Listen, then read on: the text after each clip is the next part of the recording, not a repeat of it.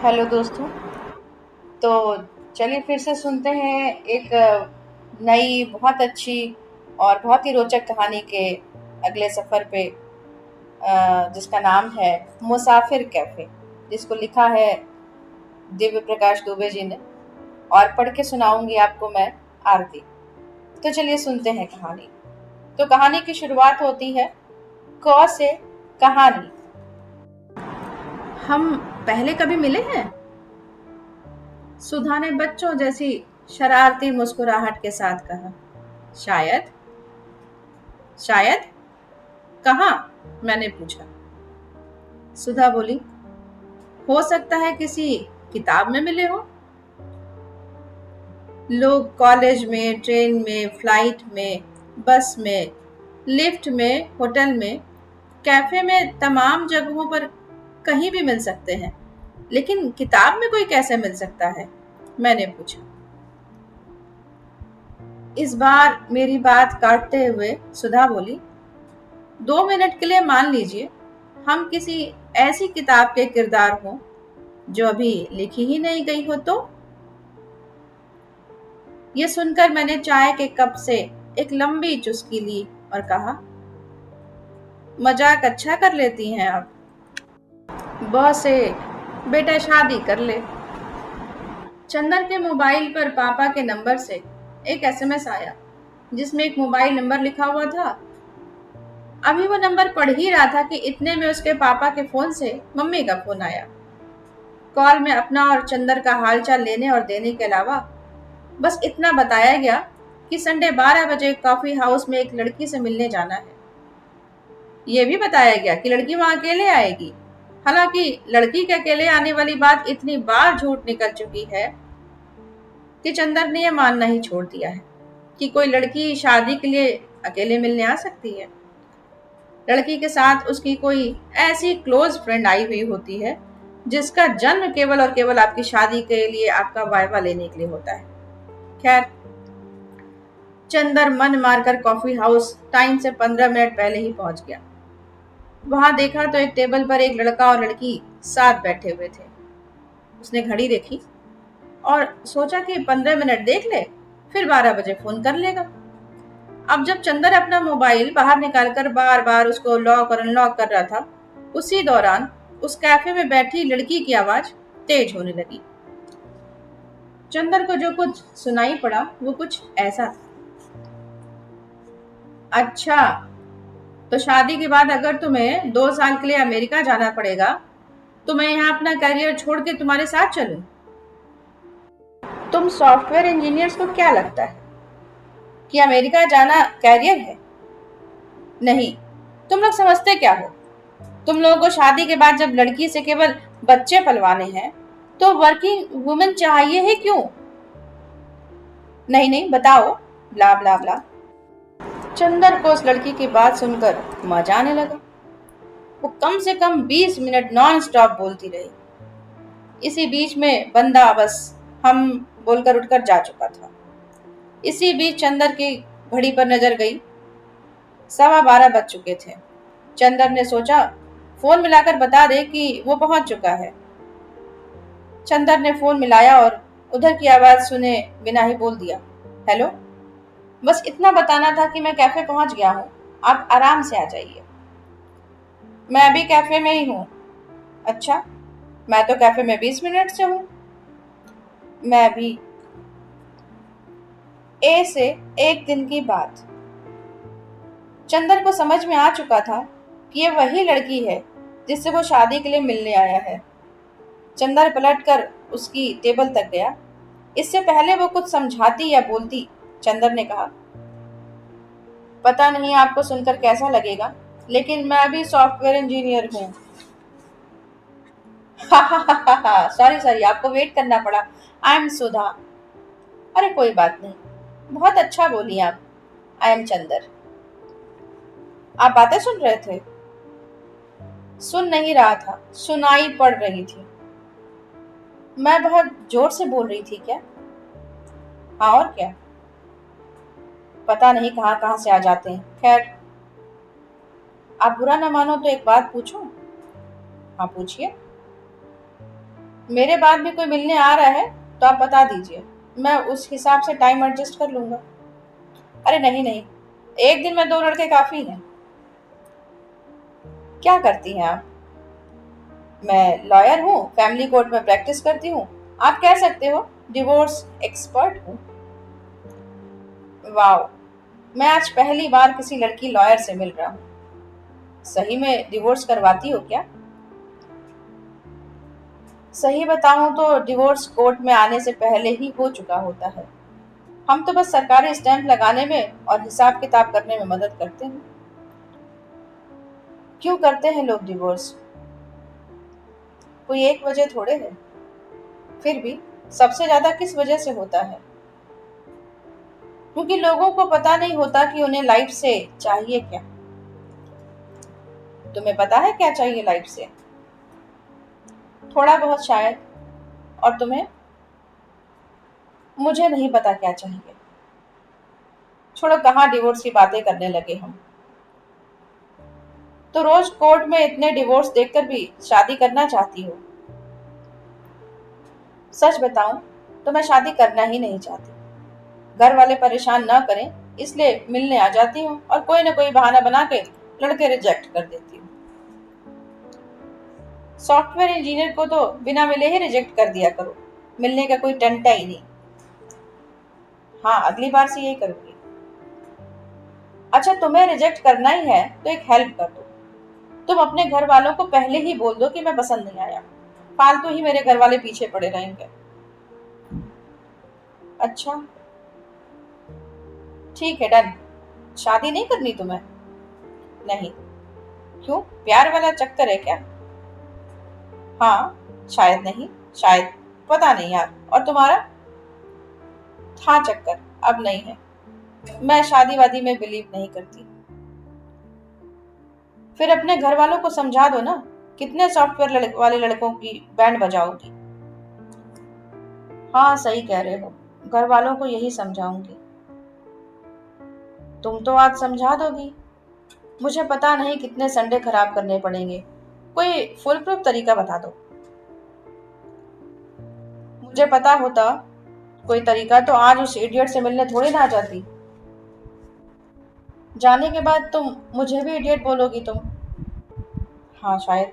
कोई दिक्कत है? नहीं, कोई दिक्कत नहीं है। चलो मैं चलता हूँ। Good. Keep in touch. Nice meeting with you. No point saying keep in touch, we hardly know each other. मेरे बारे में जानने लायक बस इतना ही है कि मुझे अपना काम बिल्कुल भी पसंद नहीं है। 2-3 साल अमेरिका में रहकर नौकरी कर चुका, लेकिन कभी वहां मन नहीं लगा। अब अक्सर 2-3 साल के लिए अमेरिका जाने के मौके आते हैं तो हर बार मना कर देता हूँ, पता नहीं क्यों। क्रिकेट मैच के अलावा टीवी बिल्कुल भी नहीं देखता। हर वीकेंड अकेले मूवी देखता हूँ। थिएटर देखना पसंद है। किताबें खरीदता ज्यादा हूँ, पढ़ता कम। सुबह का अखबार बिना चाय के नहीं पढ़ पाता। आगे लाइफ में क्या करना है ज्यादा आइडिया नहीं है। अब मैंने इतना मुंह खोल ही दिया है तो तुम भी अपने बारे में कुछ बता भी दो। पीजी में रहती हूँ। वहां रहने वाली मोस्टली लड़कियों से मेरी नहीं पड़ती। अपना काम बहुत पसंद है मुझे। इंडिया की टॉप लॉयर बनना चाहती हूँ। मूवी केवल हॉल में देखना पसंद है, टीवी पे नहीं। वीकेंड पे शौकिया थिएटर करती हूँ। बचपन से ही थोड़ा सा एक्टिंग वैक्टिंग का कीड़ा है। और हाँ, सबसे इम्पोर्टेंट, वर्जिन नहीं हूँ। और तुम? मैं क्या, वर्जिन हो तुम? अरे छोड़ो, ये बताओ, 1 बज गए, कहीं लंच वंच कर लें या तुम्हें कहीं और निकलना है? मुझे साउथ इंडियन पसंद है, वो खाएं?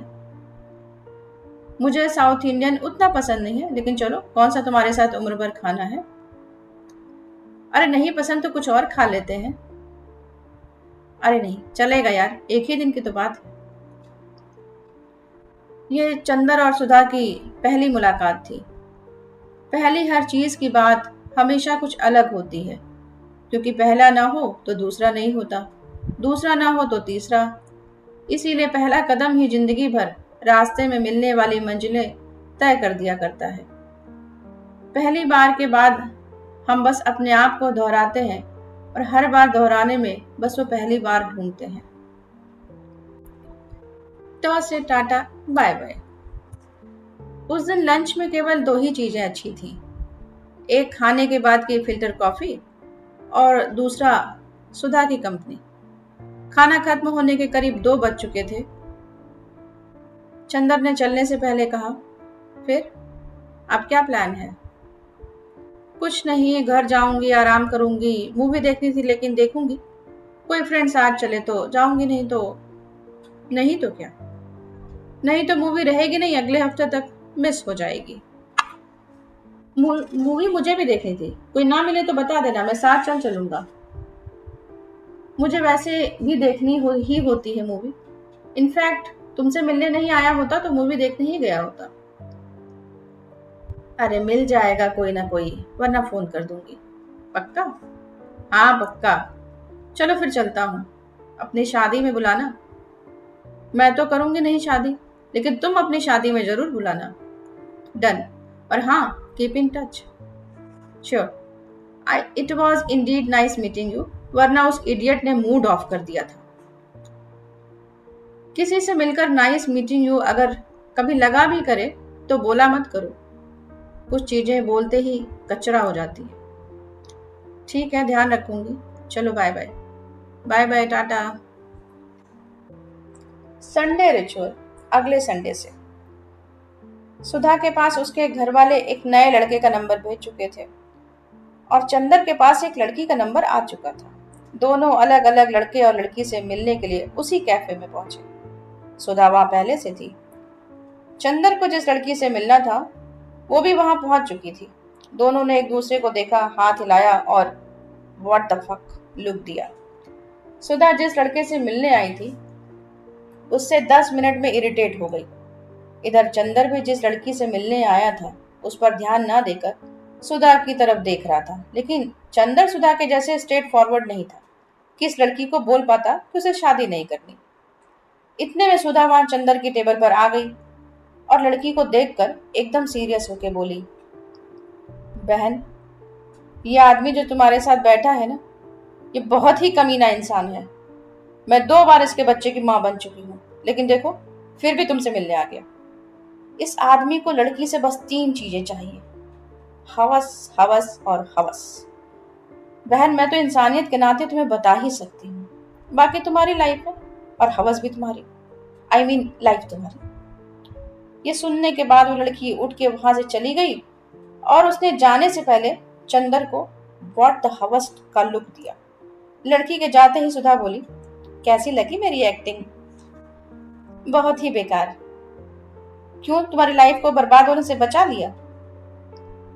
तुम्हें कैसे पता बर्बाद होती मेरी लाइफ? तुम्ही ने तो कहा था कि शादी नहीं करनी तुम्हें। हाँ बोला तो था, लेकिन ऐसा थोड़ी है कि कभी नहीं करनी शादी। तुम्हारे आने से पहले ये बंदी अपने बॉयफ्रेंड से बात कर रही थी। उसको फोन पे बोला था उसने कि इस इडियट को आधे घंटे में निपटा कर आती हूँ। मुझे इडियट बोल रही थी वो साली? हाँ और क्या, तुम्हें इडियट बोला। मैं सब कुछ बर्दाश्त कर सकती हूँ, बस ये नहीं सुन सकती कि कोई तुम्हें मेरे अलावा इडियट बोले। ये एक्टिंग है ना? और क्या, तुम्हें क्या लगा? एक्टिंग अच्छी कर लेती हो तुम, फिल्मों में ट्राई क्यों नहीं करती? जहां अपना अनारकली बर्फ के पहाड़ पर साड़ी पहनकर स्लो मोशन में डांस नहीं कर सकती ना, इसलिए थिएटर करती हूँ। कॉलेज में थी तो लाइव थिएटर करती थी। थिएटर तो सुना है, ये लाइव थिएटर क्या भला है? दिल्ली में जब हम लोग कॉलेज से लौटने के लिए बस लेते थे और देखते थे कि कोई बंदा किसी लड़की को परेशान कर रहा है, तो मैं अपने फ्रेंड को एक झापड़ मारकर शोर मचाने लगती थी। इससे क्या होता था, जो बंदा सही में छेड़ रहा होता था उसकी फट लेती थी। हम अगले स्टॉप उतर जाते थे कि चल पुलिस स्टेशन लेकर चलती, और अगले स्टॉप से हम दूसरी बस ले लेते।